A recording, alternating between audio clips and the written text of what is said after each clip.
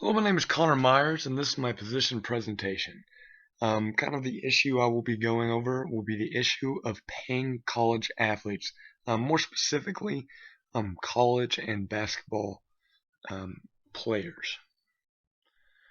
All right, before we kind of dive into the issue, we kind of have to figure out kind of how did this argument come to be? Um, there are vast amounts of money being made by college athletic departments and the NCAA.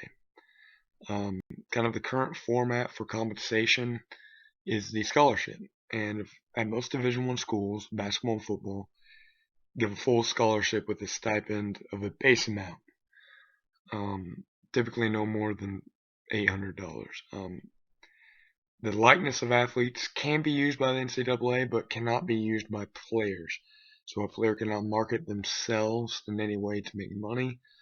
Then, of course, when it comes down to it, is the issue of amateurism versus professionalism, and kind of where do we draw those lines. All right, so right here we have the current statistics of revenue for the NFL versus the NCAA. As you can see, there are 32 NFL teams ranging from 301 million to 700 million. Arizona State in 2013 had 65 million in revenue. Florida State 91, and then of course Texas, one of the most marketable athletic departments in the country, made 165. Then looking at this 66% from football. So kind of comparing these two, you notice that the football teams are making quite a bit of money um, for these programs.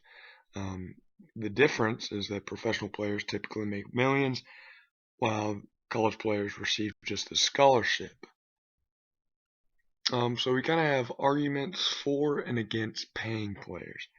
There are many arguments, but I've boiled them down to around three for each that you kind of see. So for paying, the NCAA is a multi-billion-dollar business. Coaches for respective teams are rewarded more fairly than the players.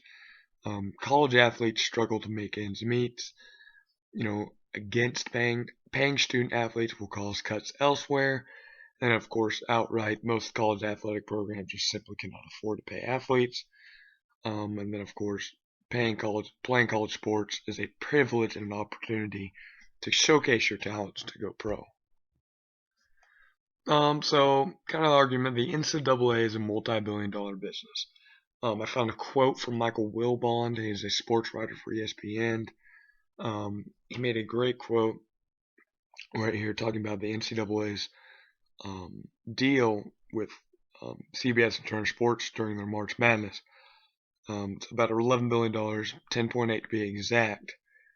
There's also a $500 million deal with ESPN. So when combined, that's around $11.3 billion that the NCAA will be making off these broadcasting rights. So kind of the idea right here for paying players is just to take some off the top and make it available to provide for players. Kind of the argument with this is that the NCAA is using the likeness of the athletes to generate revenue, while the athletes just are compensated through the scholarship. Coaches for respective teams are rewarded more fairly. Many high-level coaches receive millions of dollars per year provided by the school to hopefully lead the team's success.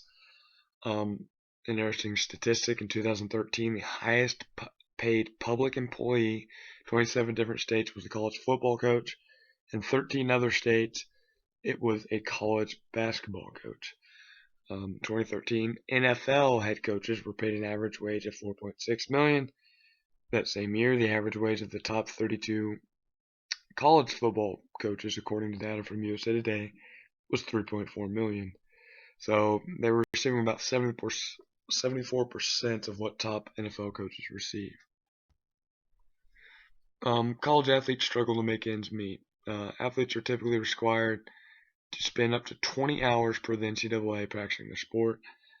Many athletes know this does not include film and other related hours that come with collegiate, such as traveling, plane rides, and then of course just general preparation for practice and games. And it's estimated that the average college athlete will spend around 40 hours per week involved in their sport.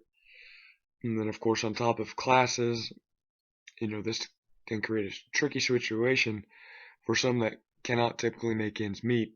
So they must typically, add on a part-time job, which in total with class, practice, and the job can end up being 90 hours of total work week. Okay, so now going into why not to play players. Most school athletic departments are actually in deficit. An example is in 2014, Rutgers athletic deficit topped $36 million, in an amount equivalent to losing $1 every second. Also, this will create a competitive disadvantage to schools that cannot afford to pay its players, like top tier programs. And then, of course, how does the NCAA specify how to pay them? Of course, this will create an issue that many see, is that if it is allowed to pay players, would everyone be included? Most college athletic programs cannot afford to actually pay athletes. Kind of the piggybacking off the last one. Schools would have to cut the scholarship. Full athletic scholarships at NCAA Division I university is about $65,000 if you enroll at a college with high tuition. So the NCAA and the conference said that most Division I athletic programs do operate with deficits and face serious financial constraints. So instead of paying players, they'd actually have to cut scholarships. Playing college sports is a privilege and opportunity to go pro. This kind of has to go more from a emotional standpoint, emotional argument. Reasons why athletes play college game is for the love of it, and to possibly have the opportunity to play professional sports after their collegiate career. One of the arguments is paying players will ruin the culture that college athletics is built upon. This culture, of course, is upon education first, and of course, playing the game for the love of it. Kind of a quote right here. Players are meant to get a true collegiate experience from this. They represent their school and share the experience with their friends, teammates, and family. It may not make them rich, but it's an experience they'll never forget. Alright, so after looking at both sides, my personal position, the position that seems to make the greatest argument from a statistical and probably an ethical viewpoint is the position for college athletes to be paid or compensated.